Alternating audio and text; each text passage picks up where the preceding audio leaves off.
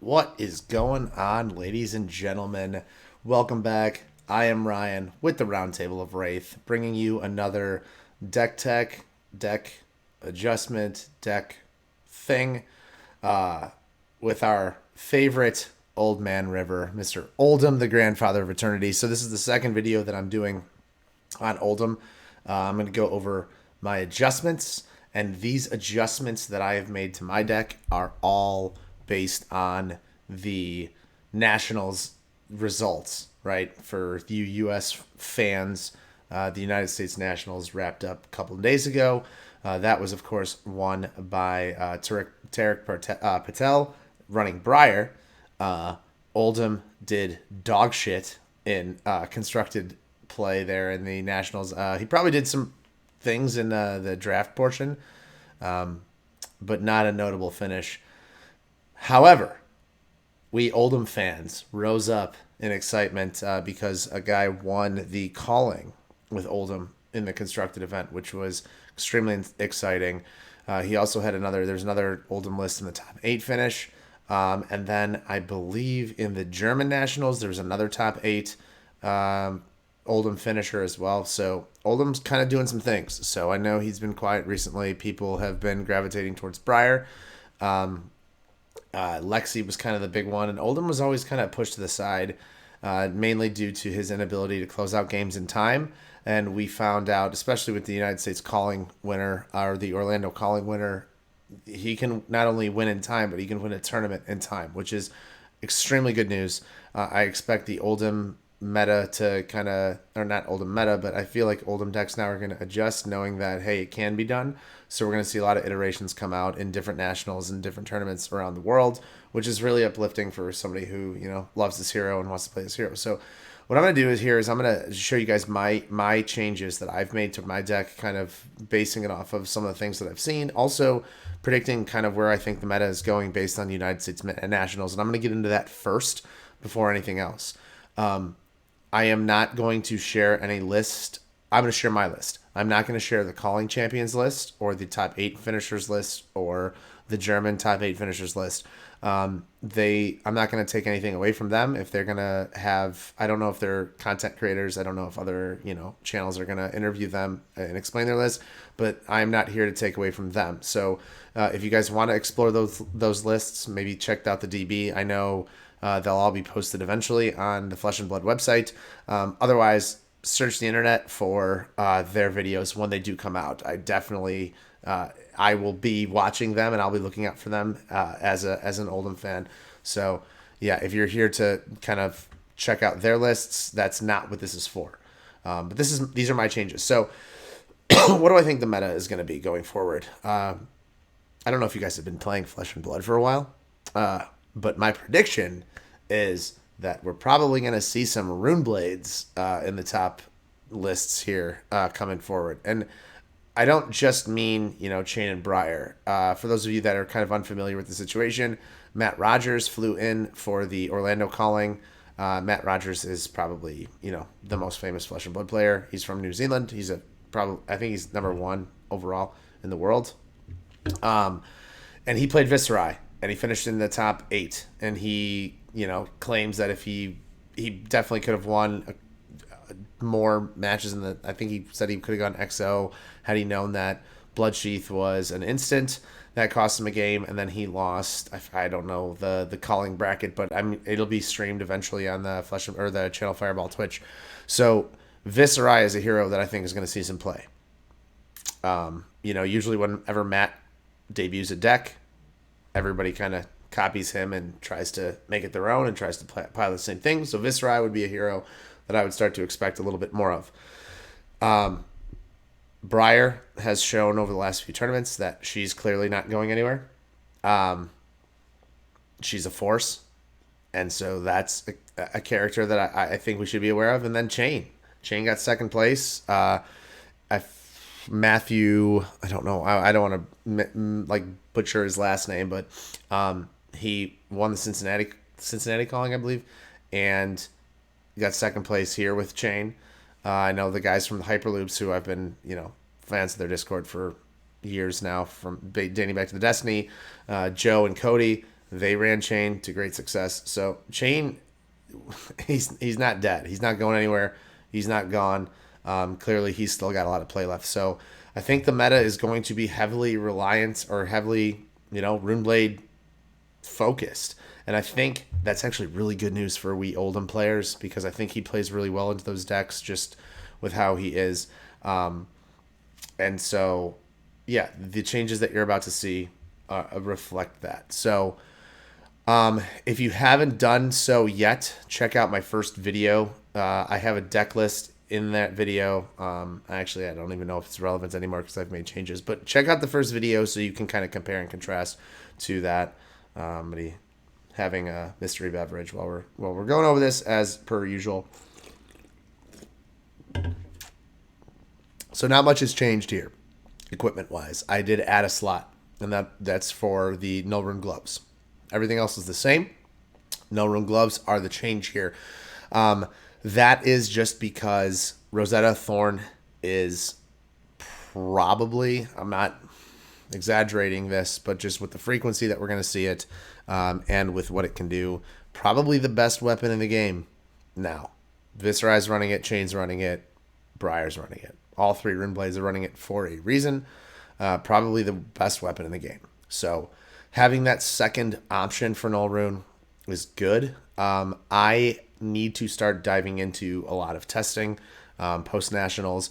I will tell you this, against Briar, I'm going to be starting still with Crater Fist over the No Rune Gloves. No Rune Gloves are mainly there because, hey, surprise, surprise, 13th place finisher was Kano, which is a big deal. So Wizard might be seeing an uptick. Obviously, Kano has a much higher skill ceiling, so I wouldn't expect as much of him as I would Briar, Chain, or Viserai, but still decent to have. The reason I'm okay running 9 equipment with Oldham is because I just don't need any more of these cards. All right, I'm going to dive into it. I don't need any more slots right now. So I figured, hey, I can cut one here and add the Null Rune Gloves for a Kano matchup. But against Viserai, the way that Viserai is being played, it's not OTK anymore. So it's not just build up a shit ton of rune chants and then explode them all in your face. That's not how he's being built. It's more go wide, chainy, Briar, Viserai, and it's extremely deadly. So having the Crater Fist 2 block might be necessary. Again, I haven't tested against Viserai since Nationals, the 2 days since Nationals. So it's going to take a lot of reps. But yeah, I think no rune gloves are there, for the Rosetta Thorn, but, it's mostly there for Kano. If I ever come to a point where I think I need Arcane Barrier 2 against Runeblade, it's nice to have that slot. But yeah, it's there primarily right now for Kano, in case I run into a rogue Kano, but it's good to have just in case, I find that, hey, one's not cutting it. I know Crown of Seeds helps. His defense reaction helps with preventing damage, not blocking damage, so you can get around preventing extra arcane. But in case I need that barrier just because I find Rosetta just to be kind of a little bit too much, here you go. So that's my 9 equipment slots. My deck, here are some notable changes. So Command and Conquer stays the same. Endless Winter stays the same. Oaken Old stays the same. Sink Below stays the same. I believe I had Sinks in earlier. And Spinals stay the same. I added Sigils. I added Enlightened Strike. This is Enlightened Strike's the spicy add. And then I added Fates. So you'll notice I took out 2 Staunches. I added Pummels as well. I took out the 2 red Staunches. And that is mainly just a meta call right now. If Ice Lexi becomes a thing where Dominate and I have to worry about that, then, the red Staunches can get added back in. But I felt comfortable taking out the red Staunches, especially adding the red Fates as well, all 3 of them, just because it doesn't seem to be that major of a deal. You still have blue Staunches, and with the Staunch ability, if you have the extra blue, you can always make the blue Staunch an 8, which is nice to have. So the red Staunches can get cut for other things. Enlightened Strike, terrible with Guardian. Bravo, that's what we're used to. Is absolutely fantastic with what we're trying to do with Oldham. It adds so much pressure. This was an addition for the calling winners list, or in the calling winners list, and I think it's just an absolutely fantastic ad. The 5 go again into the Winter's Wail, threatening a frostbite. Seems like the baseline play, but it also, fixes hands. It helps with that overall Oldham strategy of trying to bottom cards and set up for that late game. So you block with 2 cards. You have Enlightened Strike and like an Earth card or something in your hand. Enlightened Strike for 7, bottoming that Earth card, setting up your big plays later, and still threatening 7 damage is such a good trade off, right? Instead of having that, vanilla, oh, I'm going to swing with Whale for 4, even 4 threatening Frostbite, the 7 is just that added damage. And then being able to go wide is something that we haven't really had that affordance with Oldham before. So yeah, Enlightened Strike, 3 of. I don't see myself ever cutting this anymore. I just think the idea of it is so good. It's so impactful. Fate Foreseen, fantastic. Just another, it takes kind of the place of the Staunch. It's another free 4. And a lot of what Briar is trying to do is, a lot of her cards are 4 attacks with Go Again. Inspire Lightning, Scar for a Scar. Those cards are all, 4 Go Again, 4 Go Again, Ravenous Rabble, So in order, blocking that with 1 card feels so much better than, committing the extra resources and all that stuff. Sigil of Solace, just a great Guardian card. We're going long a lot of games, especially games, against Ninja. If he ever rises back up, it's good there. Chain I find really good because, the best way to beat Chain, at least in my experience, don't race him, just control him. Make his life a living hell with Channel Lake Frigid and Winter's Wail and, bigger attacks where you force him to break Husk, and then you're healing up along the way, and he's still like running out of resources at a kind of an expedited pace. So Sigil is great there. The reason I like Pummel, and I didn't have Pummel before, it's not because of Whale, but what Pummel does is, if you find yourself in a really tough spot, unable to fuse, like you can't fuse Oakenold, you can't fuse Endless Winter, it's always good with Command and Conquer, but if you can't fuse these cards, what Pummel does is it gives on hits to all these things. So Oakenold 3 for 7, the opponent's like, well, it's just 3 for 7. It doesn't have the on hit because they didn't double fuse. Well, now all of a sudden, bam, Pummel, now it's a 3 for 11, and they have to discard a card, right? So that makes everything more threatening. Obviously, with Command and Conquer, it's just insane, but Pummel adds on hits to everything.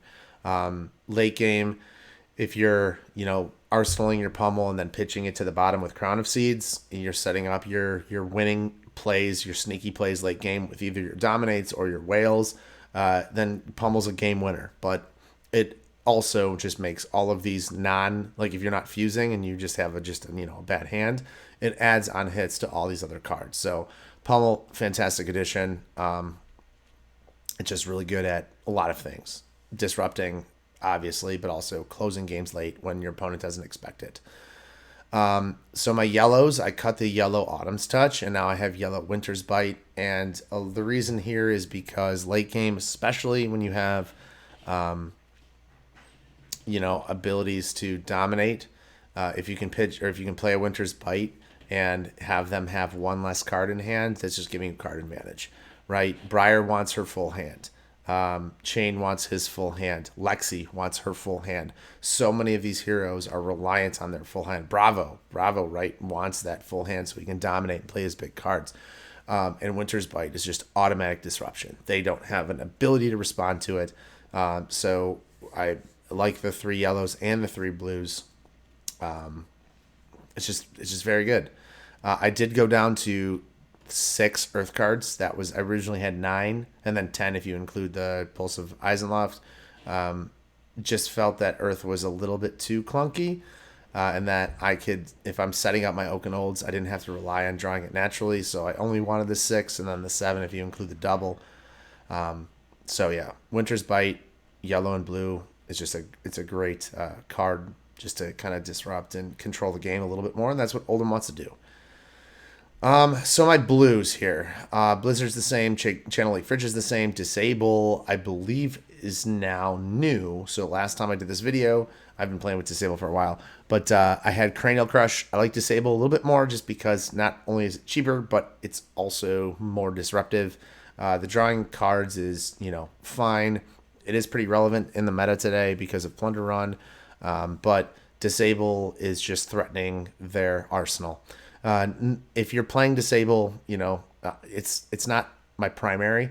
I'd rather be swinging with Whale or playing Endless Winter or Command and Conquer, things like that. But Disable as like a worst case attack threatens it. They have to block. They have to block 4 here, especially if they're a character that likes their arsenal spot. So yeah, Disable I just found is more disruptive, and anything that puts them off their game is what I'm going for. Glacial's the same, Pulse is the same, Polar Blast is the same, So Tomorrow's the same, Asunder's the same, Staunch is the same, Winter's Grasp is the same. So a couple of new additions here. So Korsham is still there. It's not as good as I thought with him, just because it's very hard to fuse. I'm sorry, it's not hard to fuse, but it's hard to keep this on the table long enough. I don't have a lot of fuse cards, right? Endless Winter and Oak and Old. Is that it? Yeah. Those are the only cards that are like reliant on the fuse, right? So I'm not really revealing. This is just a library counter. I don't run a ton of yellows. And you can change your list. You can cut this. You can cut other things and then add more yellows. Like if you want to add Righteous Cleansings in order to counter Prism, that's fine. If you want to run Zealous Beltings to counter Prism, that's fine.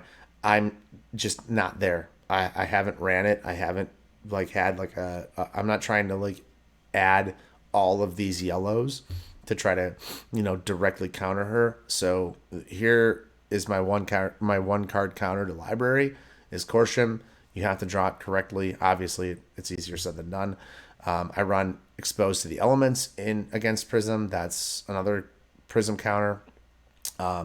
You can hit Footsteps that way. If you do get the double fuse, you can get rid of Vestige, which really turns off a lot of her major big plays. But yeah, I don't have an extensive Prism package. Another part of the Prism package is the Rouse the Ancients. So that gives us that 7 go again. So Rouse the Ancients, Pummel, and Enlighten Strike are very good against Prism, just because they're natural ways to clear out if they do Spectral Shield spam. It's a nice way to clear out the board. Otherwise, you're just knocking off every time they put down an aura. You just knock it off when you see it, and it's a fine strategy. If you're very uncomfortable with the Prism matchup, my advice to you would be add some more Zealous Beltings, maybe change the No Rune Gloves to the Time Skippers. I would not add Time Snap Potions to this list. It's just not. Oldham just doesn't want to run that. But yeah, those are some options. But between Rouse, Enlighten Strike, Pummels, and Korsham, plus a couple of the other yellows that we're running, it plays decently well into Prism. More so than Bravo usually. He just doesn't have that one card counter with Korsham to the library. Library usually murders Bravo. But yeah, Korsham's been interesting. It's not as it's not as great. It's kind of harder to keep on the table than I anticipated. But yeah, if you want to make a Korsham deck, then add some Snow Unders. I had them in my original list. I cut those. Add some Mulches, just different fuses that you can keep it on the table. And then the Heart of Findall, I added that recently, so I haven't had a lot of testing here. But my thought process there is a couple things. It's never a dead card with Oldham. You're always pitching blues. A lot of times he doesn't really care about defensive values of cards. You're not running a ton of instants at the same time. Like the only other instants you're really running are like Remembrance and Blizzards, because Exposed is only coming in against Prism. Korsham's only coming in against Prism. So yeah, you're really not running these 0 defensive value cards. So you can always pitch it to block with Crown of Seeds, block with the Shield. So it's not really a dead card. And if it's in your hand at the end, you can just arsenal it and then put it on the bottom with Crown. So yeah, theoretically in my head, like I said, I haven't tested with this yet. I just really like the idea of it because you're always pitching with Oldham. And so it's never really a dead card. You never really are reliant on the block. Unlike Bravo, like if somebody were attacking you with Bravo and you had this in your hand, you were done. Unless you had a staunch that you could pitch for, you were just, oh, I can't block. But this, you can always pitch for Crown, you can always pitch for the Shield, you can always pitch for Ironhide. So it's not as dead there. And then if you are down on life, which early game you might be, especially against these arcane decks, against these, really super go wide decks, they might leak a few, points of damage. If you're gaining health incrementally over the game, that's great. You're going to go through your pitch. You're going to see, once or twice through, especially in those longer games. And so you're gaining, 2, 3, 4 health. Probably not 4, maybe 1, 2, 3 health at max. With this, it's still great. It's still playing a part of it's a part of your game plan. It's not really a waste. But yeah, it's definitely a luxury. You don't need it.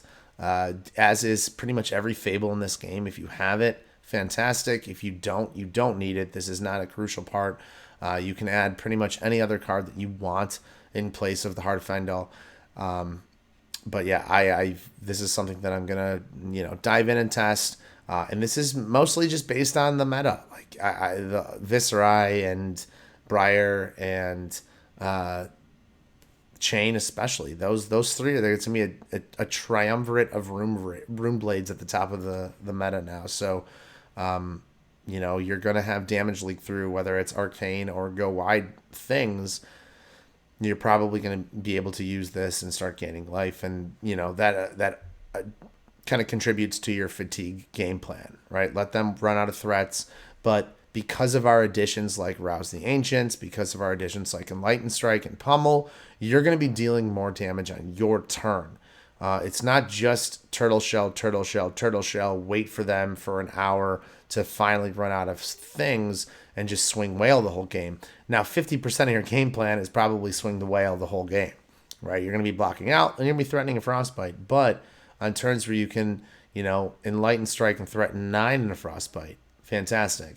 On turns where you swing and then hit Pummel and give them a Frostbite, or if the stars align and you can Command and Conquer into a Pummel, it's just a full reset for them. And now it's pretty much a buy turn, and then you can continue turning up the aggression. So I like this more aggressive build, but it's still controlly at nature.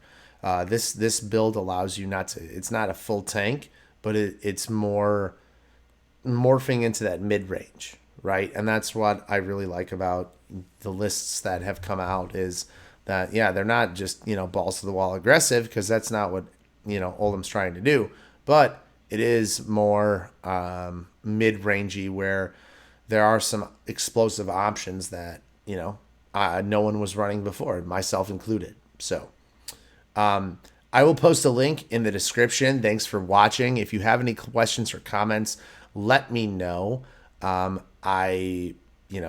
This is the guy. This is the hero that I'm going to be focusing on. I'm very glad that the next set too is going to be a supplemental set, because he's going to get some more toys. Hopefully we get that little shiny shield that he's holding right there. But yeah, this is definitely the hero that I'm going to kind of stick with for at least the next set, being supplemental, and then after that we'll see what the new classes are. Come quarter 2 of next year. But I love Oldham. He's by far and away my favorite hero in the game so far, and the one that I've definitely put the most work into, and the one that I look forward to, continuing to build off of. So yeah, if you have any comments, as usual, please drop them in the description, or drop them in the comment section. There you go. I'll have my deck list in the description video, or in the description part of the video.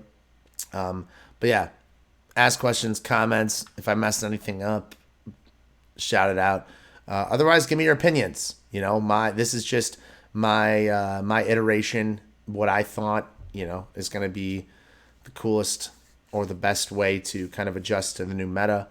But yeah, if you have differing, I know the lists that were posted, the one guy was running the Fendel Spring Tunic, which I would never do. I don't see it. But hey, he got top 8, and I'm sitting at home making YouTube videos. So clearly there was something there. But yeah, let me know what you think. Thanks for watching as usual. with the round table of Wraith. This has been Ryan, and until next time, see you guys.